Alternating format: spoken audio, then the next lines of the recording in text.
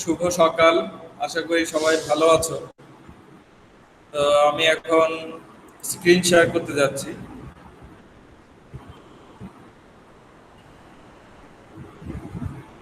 সবাই কি দেখতে পাচ্ছো? স্ক্রিনটা দেখা যাচ্ছে? না স্যার। এখন দেখা যাচ্ছে? না স্যার, এখনো দেখা যাচ্ছে না।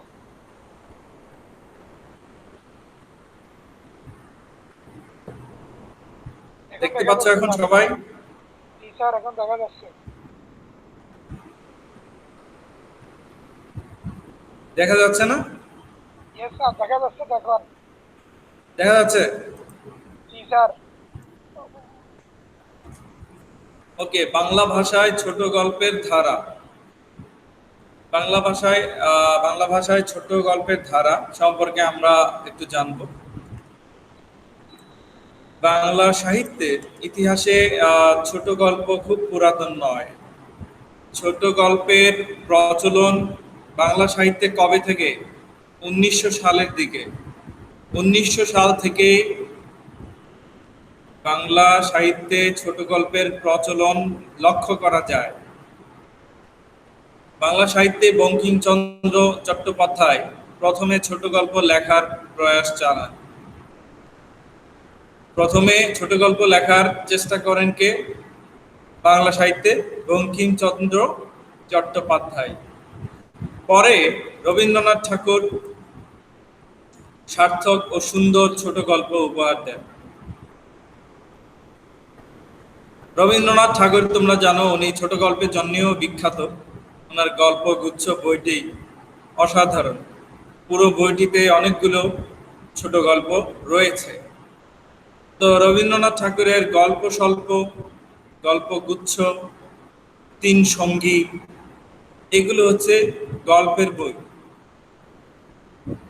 প্রভাত কুমার মুখোপাধ্যায়ের গল্পে জীবনের ছোটখাটো ঘটনা, হাস্যোজ্জ্বল কৌতুক রসিকতা, অথচ সংযম ও লঘু কোমল স্পর্শে বিচিত্র রূপ লাভ করেছে।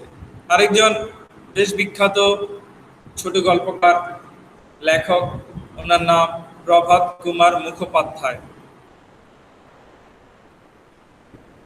তার লেখা সুরসী, গল্পবিথি, নূতন বউ প্রভৃতি চমৎকার ছোট গল্প।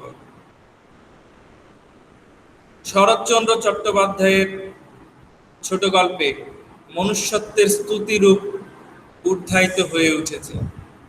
আরেকজন বেশ বিখ্যাত লেখক, ছোট গল্পকার, ওনার নাম শরৎচন্দ্র চট্টোপাধ্যায়। তোমরা অলরেডি জানো।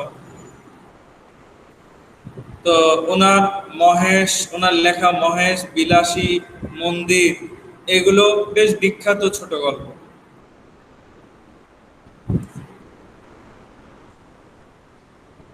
তারাশঙ্কর, সরোজ কুমার, শৈলজানন্দ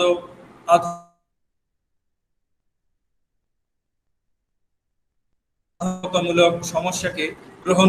এই যে এই লেখকগণ, তারাশঙ্কর, সরোজ কুমার, শৈলজানন্দ, ওনারা আহ, ওনারা ওনাদের ছোট গল্পে আধুনিক বাস্তবতামূলক, আধুনিক জীবনে যে সমস্যাগুলো দেখা দেয়, সেই সমস্যাগুলো সম্পর্কে ওনারা ছোট গল্প লিখেছেন।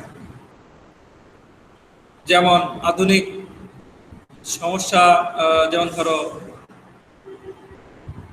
ডিভোর্স বা তালাক, স্বামী স্ত্রীর বনিবনা হচ্ছে না, পরকীয়া, পরকীয়া প্রেম। তো এই যে এই বিষয়গুলো বেড়ে যাচ্ছে, তো আধুনিক বাস্তবতামূলক সমস্যাকে তুলে ধরে উপস্থাপন করে ছোট গল্প লিখেছেন তারাশঙ্কর, সরোজ কুমার, শৈলজানন্দ, এই প্রথিত যশা লেখকগণ। তারাশঙ্কর মূলত বিলীয়মান জমিদারি প্রথার উপর লিখেছেন। জমিদারি প্রথা একসময় ছিল, জমিদারি প্রথা। রবীন্দ্রনাথ ঠাকুরও জমিদার ছিলেন বলা যায়।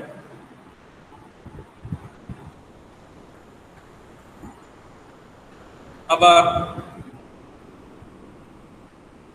বাংলা সাহিত্যে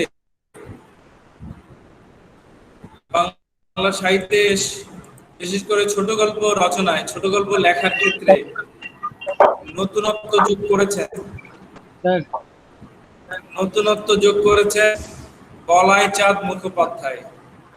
স্যার ইয়েস, স্যার কাউসারকে ইয়ে করেন, ও ঢুকতে পারতেছে না। I already accepted. Okay. তার অদৃশ্য লোকে, তন্নি, অনুগামিনী, বনফুলের গল্প, এগুলো বেশ জনপ্রিয়। বলাই চাঁদ মুখোপাধ্যায়ের লেখা অদৃশ্য লোকে, তন্নি, অনুগামিনী, বনফুলের গল্প, এগুলো বেশ পাঠক প্রিয় হয়েছে। পাঠকগণ বেশ পছন্দ করেছেন এই ছোট গল্পগুলো। রোম্যান্টিক ধারায় ছোট গল্প লিখেছেন মনীন্দ্রলাল বসু, মনোজ বসু প্রভৃতি লেখকগণ। বাংলার প্রকৃতিকে যিনি নিজের মতো করে আপন করতে পেরেছিলেন তিনি বিভূতিভূষণ বন্দ্যোপাধ্যায়।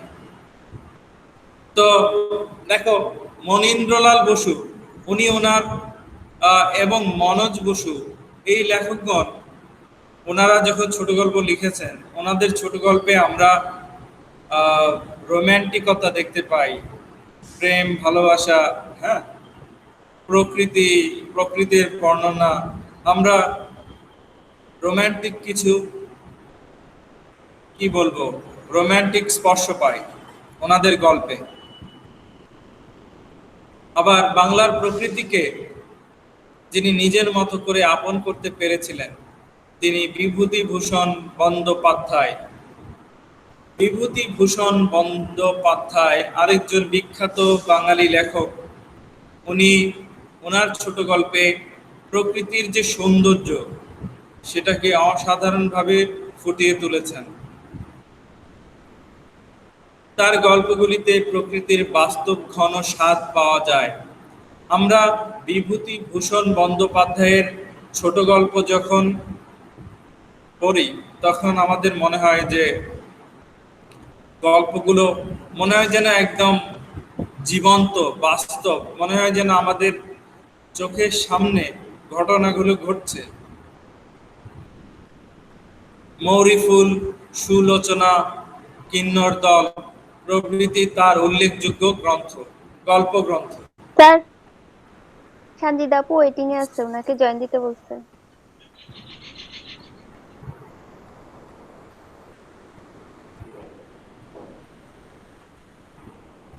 ওকে, সো যা বলছিলাম, ওনার লেখা বেশ জনপ্রিয় গল্পের বই মৌরিফুল, সুলোচনা, কিন্নর দল ইত্যাদি, এগুলো বিভূতিভূষণ বন্দ্যোপাধ্যায়ের লেখা গল্পের বই।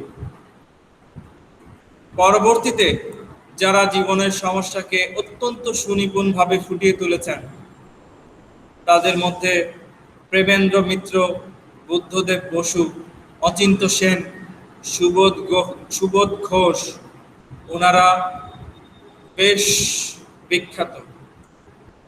জীবনের সমস্যাকে, জীবনে, আমাদের মানব জীবনে, পারিবারিক জীবনে, সামাজিক জীবনে, তারপর হচ্ছে দাপ্তরিক জীবনে, মানে অফিস, দাপ্তরিক জীবনে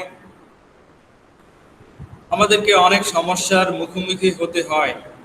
তো এইসব সমস্যাকে গল্পের মাধ্যমে ফুটিয়ে তুলেছেন প্রেমেন্দ্র মিত্র, বুদ্ধদেব বসু, অচিন্ত সেন, সুবোধ ঘোষ, ওনারা সহ আরো অনেক ছোট গল্পকার।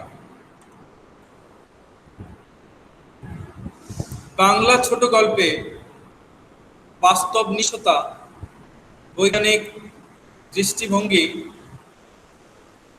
ও নির্মম সততার পরিচয় দিয়েছেন মানিক বন্দ্যোপাধ্যায়। মানিক বন্দ্যোপাধ্যায়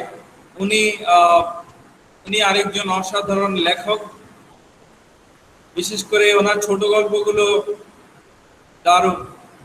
ওনার ছোট গল্পে আমরা বাস্তবিকতা পাই, আমরা বৈজ্ঞানিক কিছু আলোচনা বা দৃষ্টিভঙ্গি পাই, এবং ওনার ছোট গল্পে সততা পাই। সততা বলতে উনি ওনার ছোট গল্পের মাধ্যমে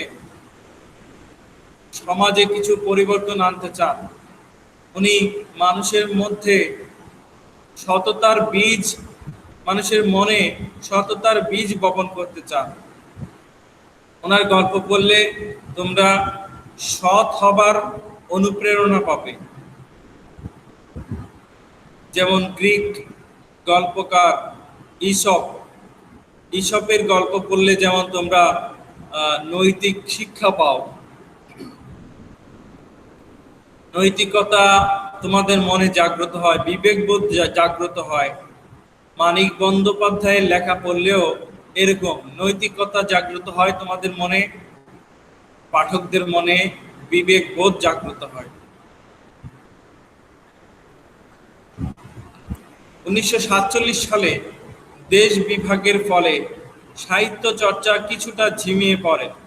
তোমরা জানো 1947 সালে ইন্ডিয়া এবং পাকিস্তান দুইটা আলাদা দেশ হয়ে যায়।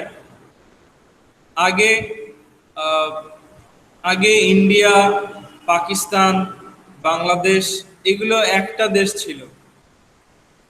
তো 1947 সালে তোমরা জানো ব্রিটিশরা এই ভারতবর্ষ ছেড়ে যাবার আগে ইন্ডিয়া এবং পাকিস্তান এই দুটো দেশকে আলাদা করে দিয়ে গেছে। মানে ইন্ডিয়া হিন্দুরা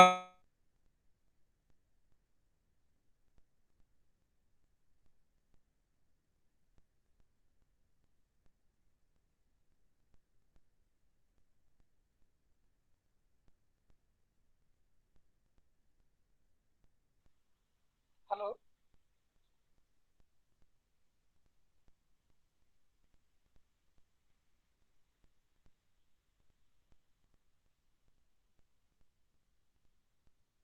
হ্যালো। হ্যাঁ শাহাদাত, এই স্যার নাই নাকি? সারা গেছে নাকি স্যার? তার মনে হয় ওয়াইফাই সমস্যা বা ইলেকট্রিসিটি সমস্যা। স্যার পরে ঢাকাকে কেন্দ্র করে পুরো উদ্যমে সাহিত্য চর্চা আবার চলতে থাকে।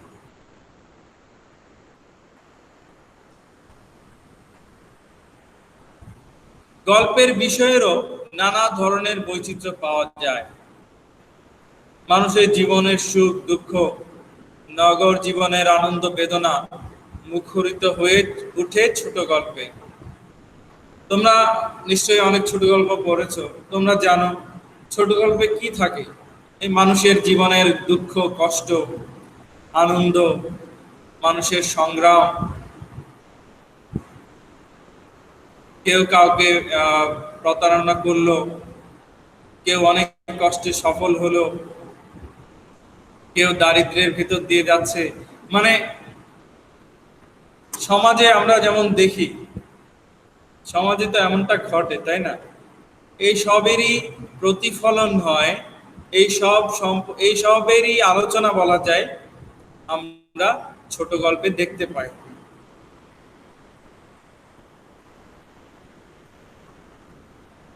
যেমন রবীন্দ্রনাথ ঠাকুরের একটা ছোট গল্প আমি গত ক্লাসে বলেছিলাম, জীবিত ও মৃত। জীবিত ও মৃত। তো একজন মহিলা, তিনি কুসংস্কারের, সামাজিক কুসংস্কারের বলি হলেন। তিনি যে আসলেই মারা যাননি, তিনি যে আসলেই ভূত নন, প্রেতাত্মা নন, সেটা তিনি কাউকে বোঝাতেই পারলেন না। এতবার বলার পরেও যে আমি বেঁচে আছি, আমি মারা যাইনি, আমি তোমাদেরই একজন। তোমরা ভেবেছো আমি মারা গেছি, আসলে আমি মারা যাইনি। কিন্তু সবাই ভয়ে যে নিশ্চয়ই ভূত শ্মশান থেকে জীবিত হয়ে ফিরেছে, তো এই যে কুসংস্কার, কেউ একটু ভাবলো না যে আসলেই তো উনি বেঁচে থাকতে পারেন, আসলেই তো উনি প্রেতাত্মা বা ভূত নাও হতে পারে। তো যাই হোক, তো এভাবেই সমাজে ঘটে চলা অনেক বিষয় আমরা ছোট গল্পে দেখতে পাই।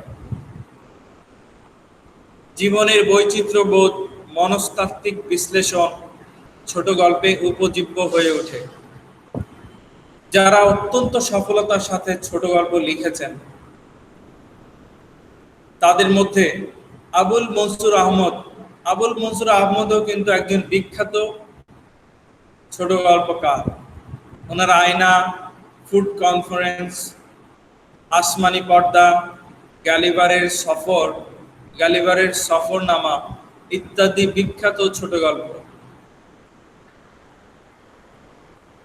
আবার শওকত ওসমান, উনিও বেশ ভালো ছোট গল্প লিখেছেন। ওনার জুনু আপা ও অন্যান্য, প্রস্তর ফলক, তারপর আবু রুশদ আরেকজন ছোট গল্প লেখক। ওনার ছোট গল্প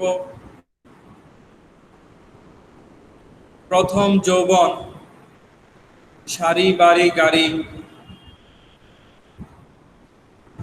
আলাউদ্দিন আল আজাদের অন্ধকার সিঁড়ি, আলাউদ্দিন আল আজাদ আরেকজন ছোট গল্প লেখক। ওনার ছোট গল্প অন্ধকার সিঁড়ি, জেগে আছি, ধান কন্যা।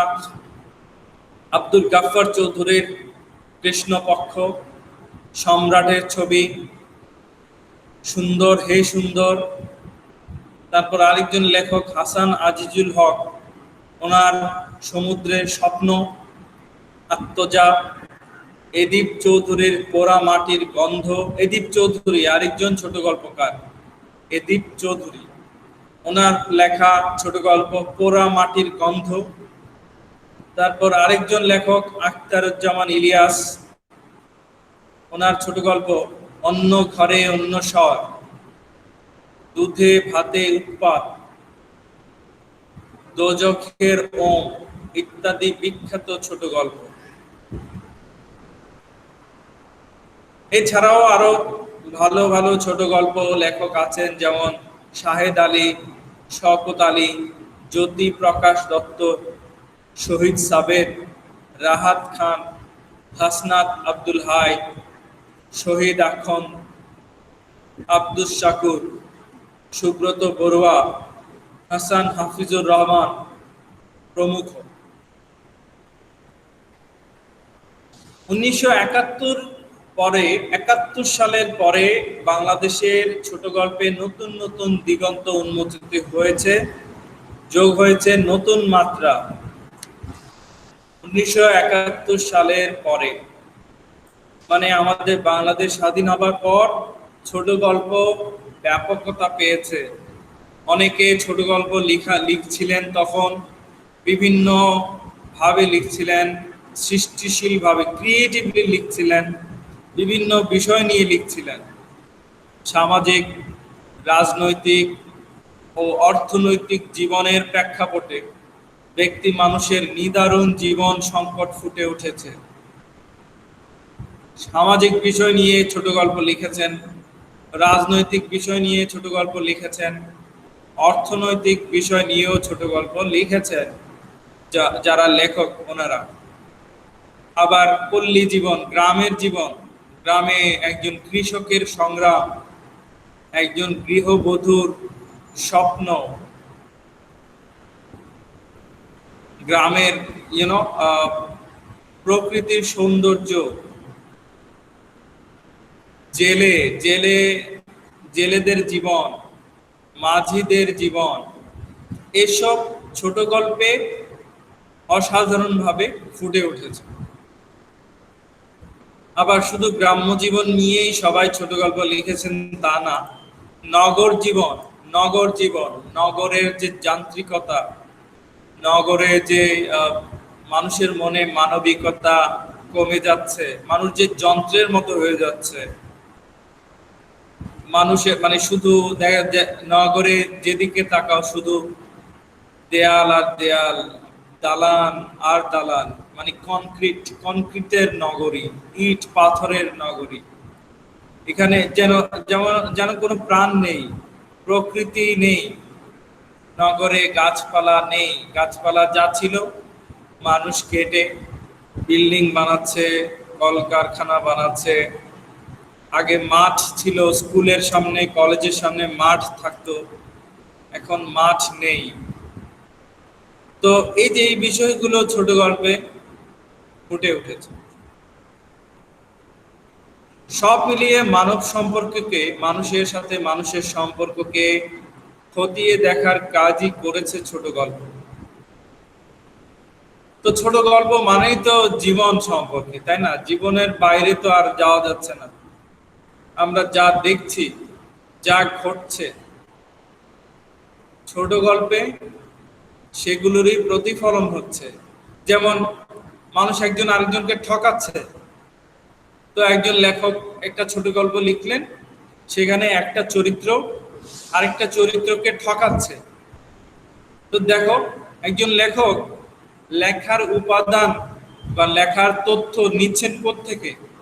অন্য গ্রহ থেকে তো নিচ্ছেন না, উনি নিচ্ছেন এই পৃথিবী থেকেই, আশেপাশের মানুষের কাছ থেকেই। আশেপাশের মানুষের গল্পগুলো, আশেপাশের মানুষের জীবনে ঘটে যাওয়া ঘটনাগুলো থেকেই লেখক ছোট গল্প লিখেন।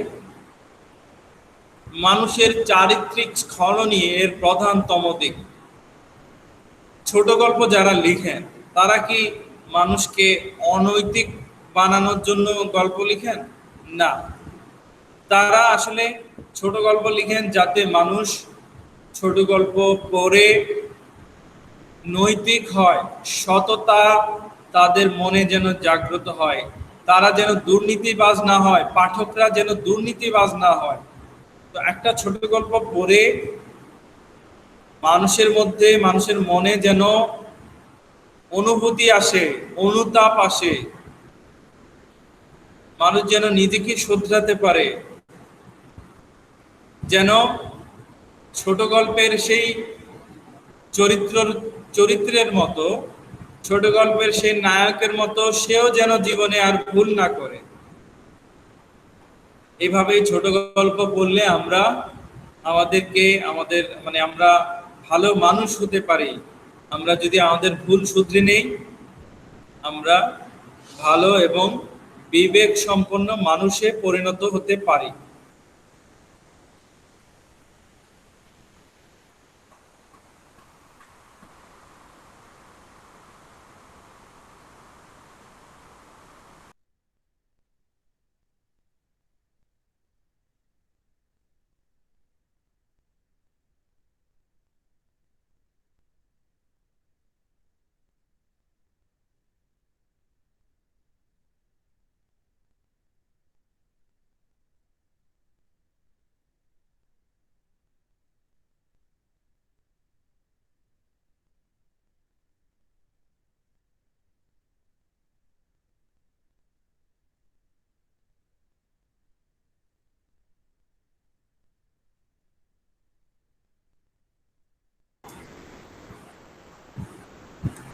নষ্টনীর, এটাও একটা প্রেম বিষয়ক, ভালোবাসা বিষয়ক ছোট গল্প। ছোট গল্প সামাজিকও হয়, সামাজিক বিষয় নিয়েও ছোট গল্প লেখা হয়। যেমন রবীন্দ্রনাথের পোস্টমাস্টার, এখানে সমাজে ঘটে যাওয়া কিছু বিষয় রবীন্দ্রনাথ চমৎকারভাবে, সুনিপুণভাবে ফুটিয়ে তুলেছেন। আবার সামাজিক পিতা পুত্রের মধ্যে যে সম্পর্ক, সম্পর্কের বোঝাপড়া, টানাপোড়েন, এই বিষয়গুলো, মানে আন্ডারস্ট্যান্ডিং, মিসআন্ডারস্ট্যান্ডিং, তারাশঙ্করের পিতা পুত্র গল্প পড়লে তুমি একটা সামাজিক একটা বার্তা বা সামাজিক মেসেজ পাবে। প্রকৃতি ও মানুষ, ছোট গল্পে প্রকৃতি, নদী, গাছপালা, প্রকৃতির সৌন্দর্য ফুটে ওঠে। যেমন রবীন্দ্রনাথ ঠাকুরের তারাপদ। তারাপদ একটা ছোট গল্প। এই ছোট গল্পে প্রকৃতি এবং মানুষের সুন্দর বিবরণ আছে, বর্ণনা আছে, এবং প্রকৃতির সাথে মানুষের যে সম্পর্ক, আমরা প্রকৃতি ছাড়া টিকতে পারবো না। প্রকৃতি আমাদেরকে ছাড়া টিকতে পারবে, কিন্তু আমরা মানুষরা প্রকৃতিকে ছাড়া টিকতে পারবো না। তুমি যদি পৃথিবীর সব গাছ কেটে ফেলো, পৃথিবীর সব গাছ যদি তুমি কেটে ফেলো, একটা গাছও যদি না থাকে, তুমি কি বাঁচতে পারবে? গাছ থেকে অক্সিজেন আসে, মানুষ কি বাঁচতে পারবে? অক্সিজেন না থাকলে মানুষ নিঃশ্বাস নিবে কিভাবে? তো মানুষ পৃথিবীতে যদি নাও থাকে, বিলুপ্ত হয়ে যায়, একটা মানুষও যদি পৃথিবীতে না থাকে, গাছপালার কোনো ক্ষতি হবে না, গাছপালা বিলুপ্ত হবে না, বরং গাছপালা আরো বেড়ে যাবে, লতা পাতা আরো বেড়ে যাবে। তো আমরা মানুষরা প্রকৃতির উপর নির্ভরশীল। আমরা এই যে শাকসবজি, ঔষধ, আমরা যে ঔষধ বানাই, মেডিসিন, ট্যাবলেট, ক্যাপসুল, এগুলো কোত্থেকে আসে? এগুলো তো এই যে গাছপালা, হ্যাঁ, লতা পাতা, এগুলো থেকে আসে।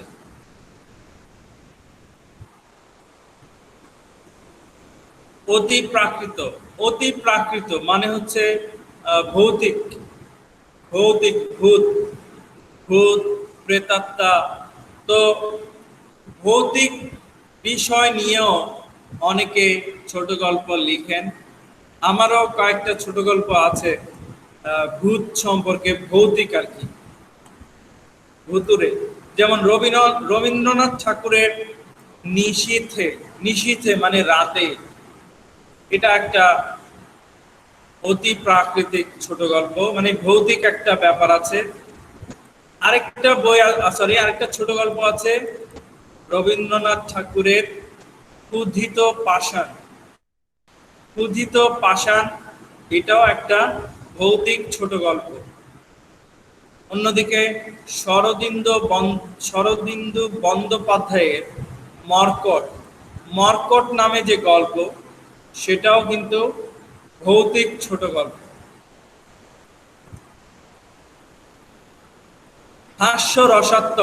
হাস্যরসাত্মক মানে ইংলিশে বললে কমেডি, হ্যাঁ, মানে যে ছোট গল্প পড়লে আমাদের হাসি পায়, আমাদের আনন্দ লাগে, আমাদের কি বলবো, আমরা আনন্দিত হই। হাসির ছোট গল্প, যেমন রবীন্দ্রনাথ ঠাকুরের অধ্যাপক রাজশেখর বসুর খোকার কাণ্ড, বিভূতিভূষণ মুখোপাধ্যায়ের কায়ার গল্প। এই ছোট গল্পগুলো পড়লে আমাদের হাসি পায়, আনন্দ লাগে, আমাদের ভালো লাগে। হাস্যরসাত্মক ছোট গল্প। আবার কিছু কিছু উদ্ভট বিষয় নিয়েও ছোট গল্প হয়। উদ্ভট বলতে বোঝাচ্ছে মানে কোনো যুক্তি নেই, যুক্তিহীন। যেমন বিভূতিভূষণ মুখোপাধ্যায়ের নারায়ণী সেনা, কেদার বন্দ্যোপাধ্যায়ের ভগবতীর পলায়ন।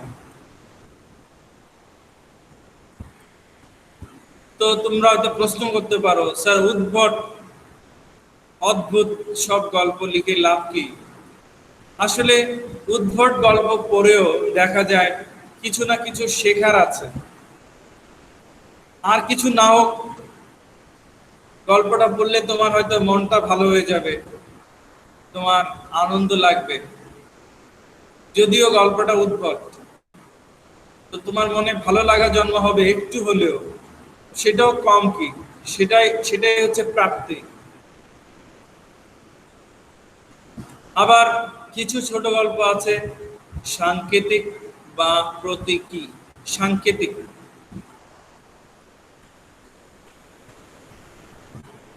সাংকেতিক গল্প কি? গল্প কেমন? গল্পের পাত্র পাত্রী বা পরিবেশকে না বুঝিয়ে সাংকেতিকভাবে সম্পূর্ণ ভিন্ন স্থান বা চরিত্রকে বোঝানো হয় বা বার্তা প্রদান করা হয় এই ধরনের ছোট গল্পে।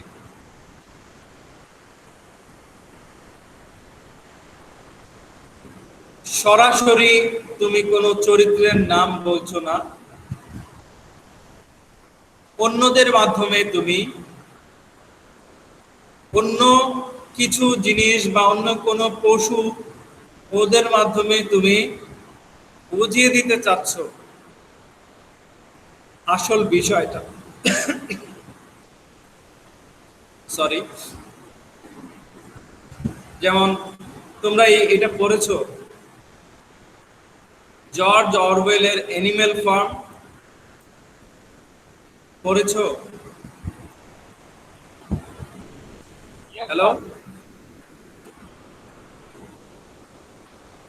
আসলে বাইরে প্রচন্ড বৃষ্টি হচ্ছে, তোমাদের আওয়াজ আমি খুব কম শুনতে পাচ্ছি। স্যার আমরা পড়ছি তো স্যার। যাই, আচ্ছা, তো জর্জ অরওয়েলের অ্যানিম্যাল ফার্ম এটা একটা সাংকেতিক বা প্রতীকী লেখা। রবীন্দ্রনাথের তাসের দেশ, গুপ্তধন এগুলো সাংকেতিক বা প্রতীকী লেখা।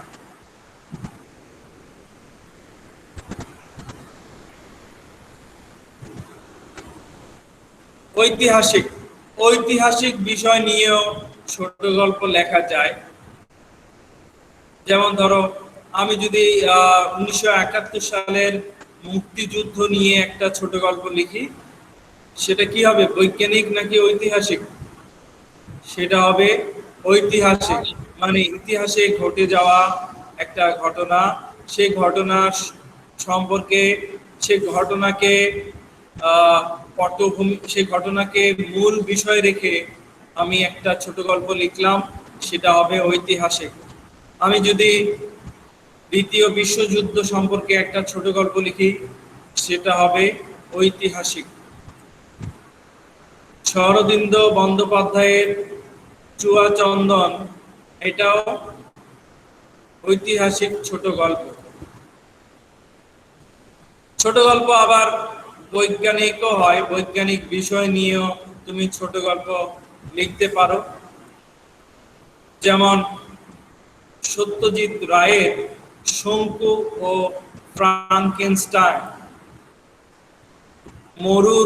মরু রহস্য, মুহাম্মদ জাফর ইকবালের বেজি, আমরা ও ক্রাব নেবুলা।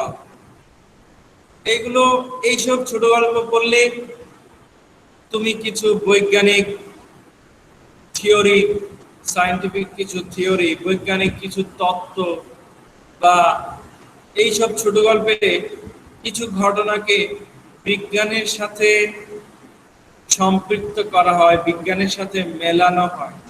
এই জন্য এইসব ছোট গল্পকে বৈজ্ঞানিক ছোট গল্প বলা যায়, কারণ এই সব ছোট গল্পে বৈজ্ঞানিক বিষয়বস্তু আমরা লক্ষ্য করি। গার্হস্থ্য বিষয় নিয়েও ছোট গল্প লেখা যায়। গার্হস্থ্য মানে পারিবারিক, তোমার কারো পরিবার সম্পর্কে, গৃহ জীবন সম্পর্কে, পরিবারে কি ঘটে, শাশুড়ির সাথে বৌমার যে দ্বন্দ্ব, অথবা হাজবেন্ডের সাথে ওয়াইফের যে দ্বন্দ্ব, সংঘাত, এসব নিয়ে যে ছোট গল্পগুলো হয়। যেমন রবীন্দ্রনাথের ব্যবধান, এটা একটা পারিবারিক বা গার্হস্থ্য ছোট গল্প। আবার মনস্তাত্ত্বিক ছোট গল্প হয়। মনস্তাত্ত্বিক মানে কি? মন, সাইকোলজিক্যাল, মন, মানুষের মন, মনের টানা পড়েন, নরনারীর নারী পুরুষের মন, মনস্তত্ত্ব, মানসিক দ্বন্দ্ব, যেমন একটু আগে বললাম হাজবেন্ড ওয়াইফের মধ্যে দ্বন্দ্ব, হাজবেন্ড ওয়াইফকে বুঝতে পারছে না, ওয়াইফের মানসিকতা বুঝতে পারছে না, ওয়াইফ হাজবেন্ডের মানসিকতা বুঝতে পারছে না, তাদের মধ্যে ঝগড়া দ্বন্দ্ব লেগেই আছে। যেমন শরৎচন্দ্র চট্টোপাধ্যায়ের রামের সুমতি, এটা অনেকটা মনস্তাত্ত্বিক ছোট গল্প। আখতারুজ্জামান ইলিয়াসের প্রতিশোধ মনস্তাত্ত্বিক ছোট গল্প।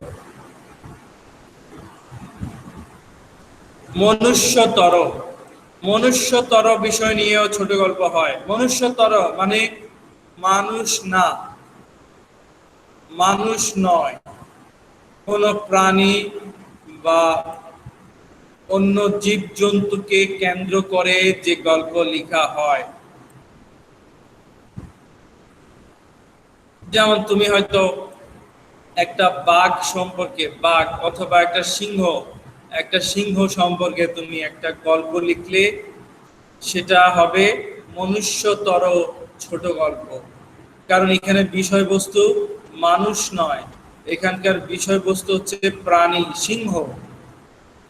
যেমন শরদিন্দু বন্দ্যোপাধ্যায়ের বাঘিনী একটি মনুষ্যতর ছোট গল্প, মানে বাঘিনী সম্পর্কে বেশিরভাগ আলাপ আলোচনা বর্ণনা। আরেকটা হচ্ছে তারা শঙ্করের নারী ও নাগিনী সাপ। তো সাপ নিয়ে লিখছো, সাপ তো আর মানুষ নয়, এই জন্য এটা কি ধরনের বিষয়বস্তু? মনুষ্যতর বিষয়বস্তু। বাস্তবনিষ্ঠ, এটা তো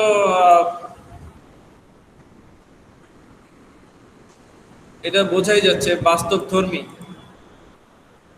যেমন তুমি যদি কোনো জেলে বা কোনো কৃষকের জীবন সম্পর্কে একটি ছোট গল্প লিখো, সেটা হবে বাস্তবধর্মী ছোট গল্প, বাস্তবনিষ্ঠ ছোট গল্প। যেমন মানিক বন্দ্যোপাধ্যায়ের নমুনা,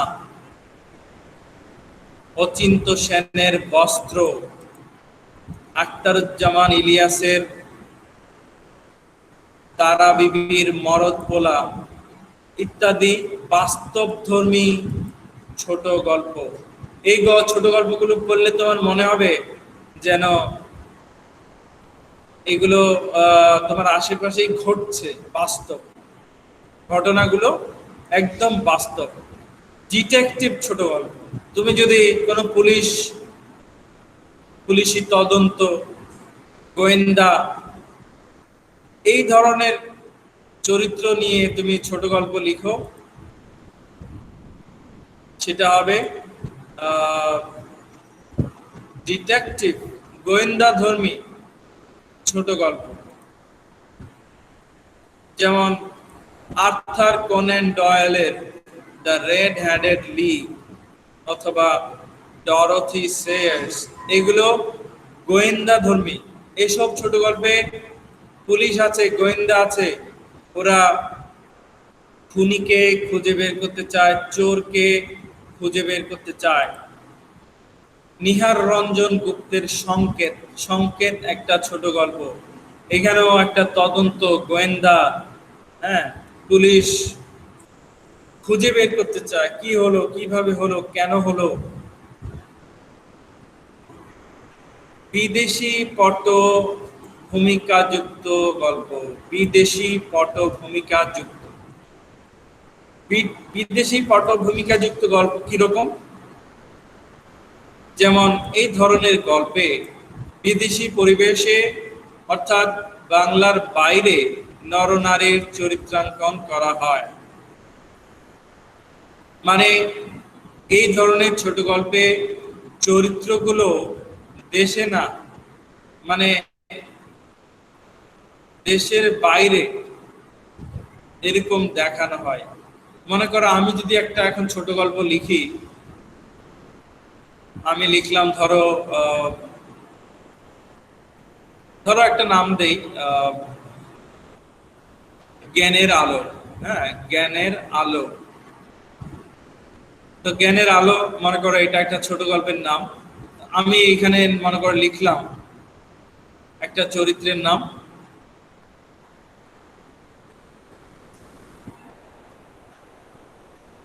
একটা চরিত্রের নাম ধরো শুভ্র। শুভ্র সে বাংলাদেশি, কিন্তু আমি লিখলাম শুভ্র বাংলাদেশি, তবে সে এখন আমেরিকায় থাকে। আমেরিকার মিশিগানে থাকে। সেখানে তার পরিবার, তার স্ত্রী, সন্তান নিয়ে সে বহু বছর ধরে বসবাস করছে। তাহলে দেখো, আমি বাংলাদেশে আছি, আমি ছোট গল্পটা লিখছি বাংলাদেশে বসে, কিন্তু আমি শুভ্র চরিত্র সম্পর্কে লিখছি। শুভ্র শুভ্রকে আমি দেখাচ্ছি শুভ্র কোথায় আছে।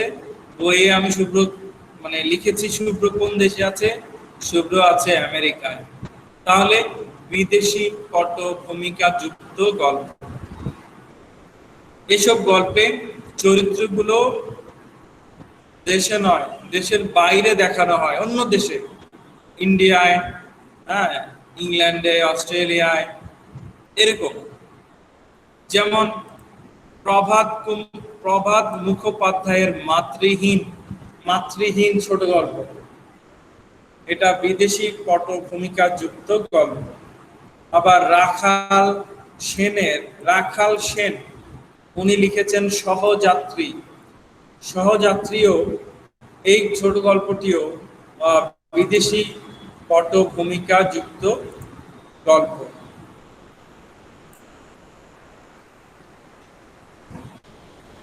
তো এই ছিল মোটামুটি ছোট গল্প সম্পর্কে ধারণা।